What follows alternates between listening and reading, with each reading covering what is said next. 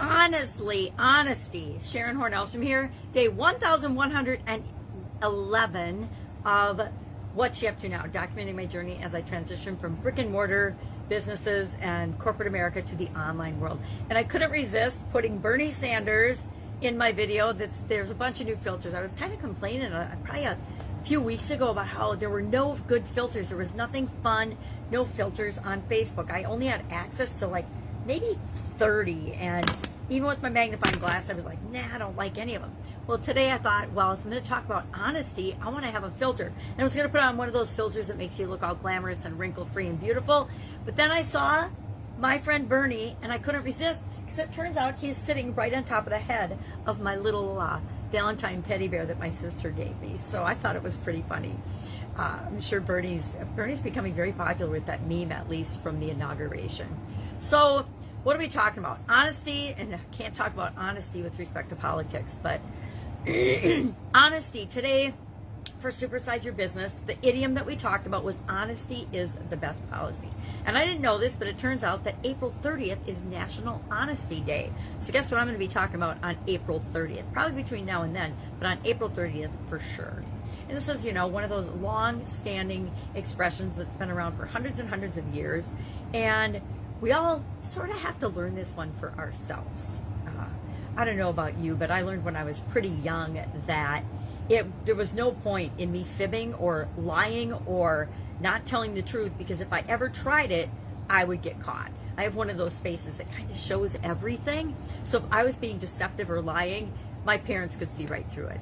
And lucky for me, my kids have that same face. I mean, you can look at either one of my amazing children, and right on their face, you can see exactly what they're thinking and feeling. Even if, like me, we think we're hiding it. We're not. We're totally. Like if we're shocked or awed or disappointed or sad or happy, you know exactly how we're feeling all the time. We're not very good at masking what we're thinking or how we're feeling about a certain situation. Unlike Bernie. But, the masks actually help with that, because people can only see your eyes. And if they can only see your eyes, most people don't know how to read other people's eyes. We do inherently, but we forget.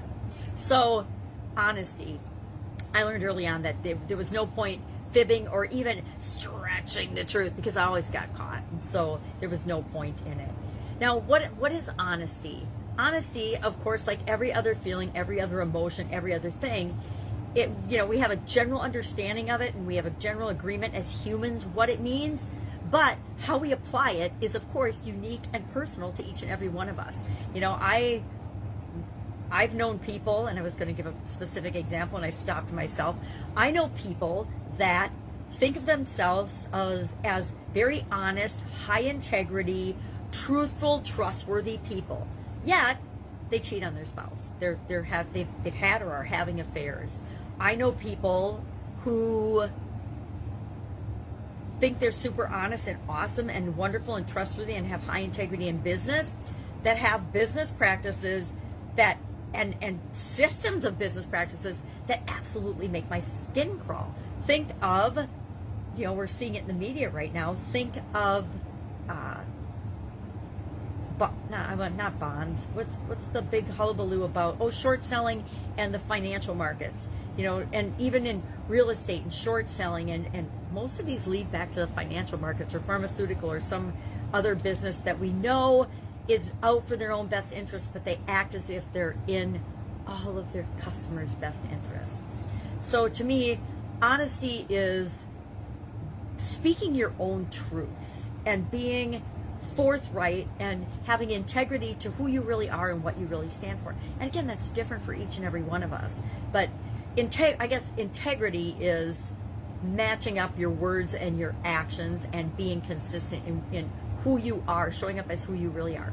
Honesty, a lot of people can't even be honest with themselves, much less other people. And so they believe that they're being truthful and have high integrity, but they have a very different sense of honesty and trustworthiness as other people might. I think of narcissists.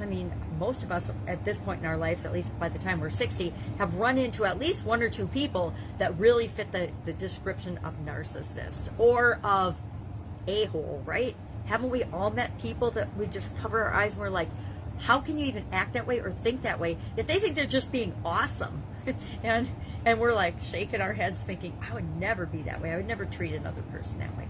So honesty being the best policy, I personally think honesty is always the best policy. If you've ever tried to sugarcoat something or smooth over or quietly deliver bad news to someone without just being pretty much forthright and honest about it, they always get upset because they know that you're not telling them everything or sharing the whole story. Think about if you've ever been in a relationship and you break up with someone and they're saying, oh, it's not you, it's me.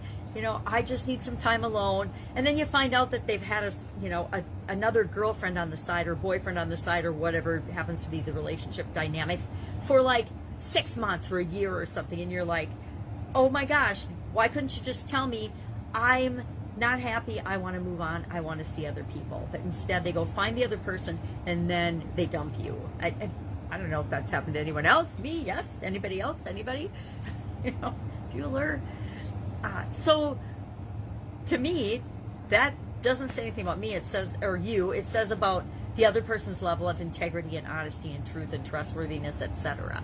So we each get to decide. We each get to pick how honest are we going to be? How open are we going to be? How true and consistent to who we really are on the inside? How much of that are we going to show the world? Because for some people, you know, I didn't used to always just hang out and be who I am. For a lot of years, like everybody else, I didn't know I had that as an option. I thought I had to behave in certain ways or should act in certain ways, or tried to be a good daughter, tried to be a good sister, tried to be a good mom, tried to be a good wife. And of course, in that definition of good, it's different for each of us and every one of us. I thought I was being a great wife and a great sister. I thought I was being a good mom, or at least I thought I was doing the best I could given what I knew at the time. We always think we are, right? Our beliefs and how we're perceiving ourselves isn't always 100% match, or how others perceive us isn't 100% match. And the truth is, again, with truth and honesty, is it doesn't matter what anybody else thinks of us. The most important thing is, what do we think of ourselves? Are we living in a way that feels right and good to us? And if we are, it might not seem like honesty to other people, but it's being honest and living and showing up as who we really are to ourselves, and that's the most important thing.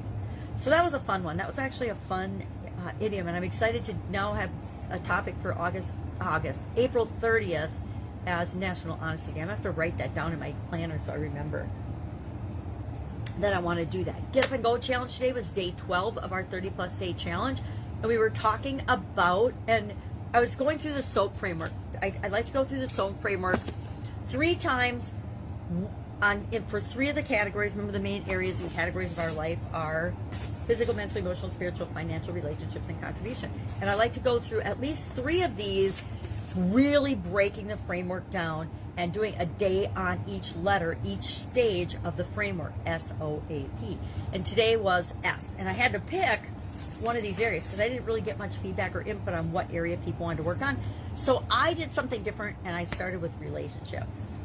I think most of the time I start with physical, because to me, in my personal experience, maybe different from everybody else's, which is why I asked for people's input, I know that if my physical well-being isn't taken care of, and if physically I'm not taking care of myself, nothing else matters, because I'm going to die. How do I know? Well, because I've been there, done that, and I don't want to die, so I need to take care of my physical well-being. So generally I start the challenge with that. But for this one, I just wanted to start somewhere different, and I thought, well, relationships is a great place to start, because just like our health and our physical well-being, and if we're not there physically and energetically, relationships, that touches on every aspect of our life. Well, so do relationships. Relationships interact with and touch on every area and aspect of our life. And so I thought, let's start with something new, and let's go ahead and do that. So I talked about the imaginary friend exercise, my imaginary friend tool. And I love that tool. I didn't realize I'd forgotten about it and hadn't used it for years. And I started using it again, and it's amazing how powerful it is to just have someone else to bounce ideas off of. Well, it's an imaginary friend, so who are you really bouncing ideas off? Yourself. But you're taking out that personal judgment or negative filter and voice, and you're being more open and honesty again, with your imaginary friends. So people might think I'm crazy. That is an extremely powerful exercise, and I will continue to use it.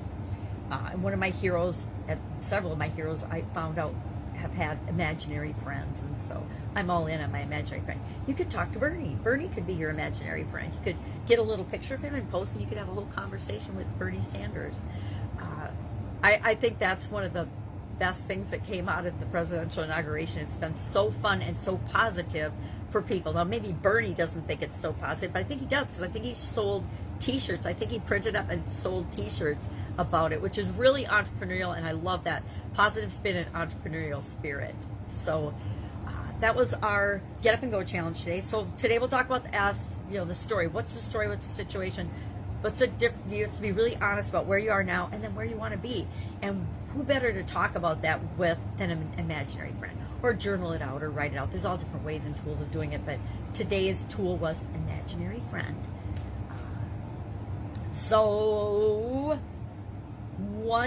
doing one thing every day that centers you, our 365-day challenge this year, one thing every day that centers you, was about the most powerful weapon on earth being a human soul on fire. A human soul that's impassioned and emblazoned. And I haven't done mine today. I haven't done mine yet. Blank, haven't done it. So I can't really speak a whole lot more about that, except for it says, the most powerful weapon on earth is the human soul on fire, meaning when we're impassioned and excited about something. I think we've kind of seen a lot of that in the last year or so with politics and rioting and all kinds of craziness. People don't go out and riot unless they're fired up or impassioned about something. People don't go out and we don't take action or do anything unless we're inspired to do so. So we want to make sure that we're inspired to do things that make our world a better place, not a worse place.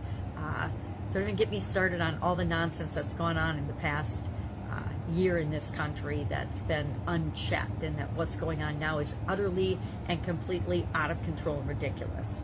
That's all I'm going to say about that. Sound like I can't remember his name, the movie guy sitting on the bench, fish.